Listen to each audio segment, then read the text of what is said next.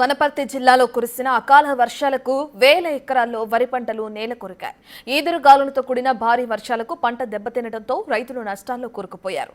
పంట చేతికొచ్చే సమయంలో ఇలా జరగడంతో పెట్టుబడి కూడా తిరిగి రాదని రైతులు ఆవేదన వ్యక్తం చేస్తున్నారు.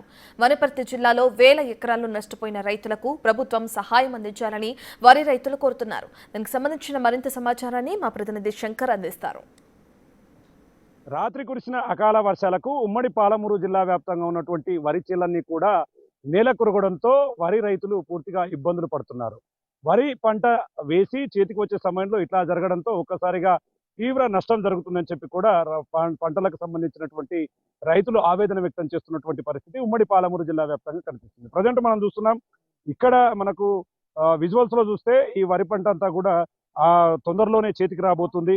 ఈ విధంగా చేతికి రాబోయే సమయంలో అర్ధరాత్రి 10:30 నుంచి 12 గంటల ప్రాంతంలో కురిసినటువంటి భారీ వర్షం, అదేవిధంగా ఈదురుగాలులు పెద్దగా వీయడంతో చేతికొంచే పంట అంతా కూడా ఒక్కసారిగా నేలకొరగడంతో రైతులు లాభోదిబోమంటున్నటువంటి పరిస్థితి కనిపిస్తుంది. మనం విజువల్స్ లో చూడొచ్చు, ఇదంతా కూడా పూర్తిగా ఒడ్లు బాగా అయినటువంటి పంట. ఇది ఇట్లాంటి టైంలో ఇది ఒక్కసారిగా నేల కొరగడంతో దీనికి సంబంధించి పూర్తిగా పంట అంతా కూడా చేతికి రావడం అనేది జరగదు. కాబట్టి ఇన్ని రోజులుగా పెట్టుబడి పెట్టి చేతికి వస్తుంది, ఆ పెట్టుబడి పోను కొంత ఎంతో సంపాదిస్తామని ఆలోచనలో ఉన్నటువంటి రైతులకంతా కూడా ఈ అకాల వర్షం తీవ్ర కన్నీటిని మిగిల్చిందనే చెప్పవచ్చు. మొత్తంగా చూసుకుంటే ఇక ఉమ్మడి పాలమూరు జిల్లా వ్యాప్తంగా చాలా చోట్ల కూడా ఇదే పరిస్థితి నెలకొని ఉంది.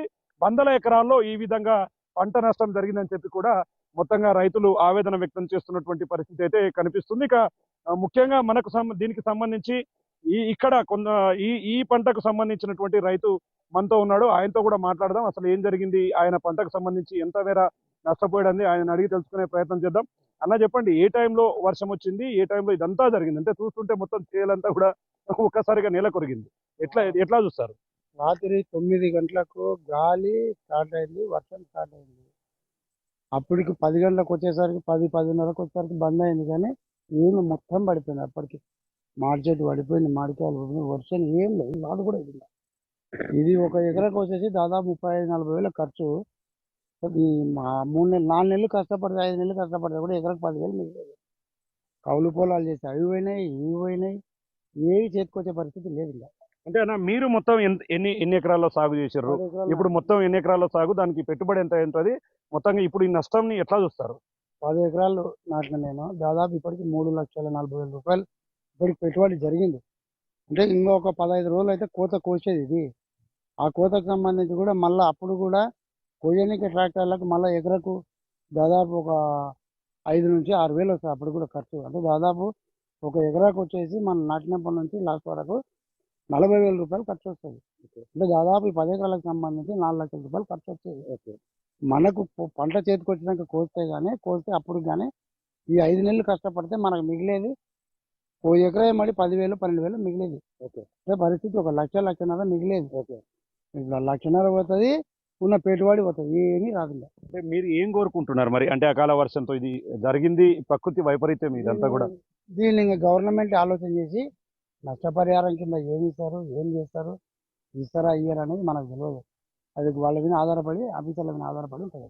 అంటే ఇక్కడే జరిగిందా మీ చుట్టుపక్కల ఓవరాల్ గా చాలా చోట్ల జరిగిందో చెప్పలేదు? అసలు రాయనపేట, సంకిరెడ్డిపల్లి, కొత్తకోట, కానేపల్లి ఈ ఏరియా దాదాపు ఒక 700-800 ఎకరాల పైన పోయి ఉంటుంది.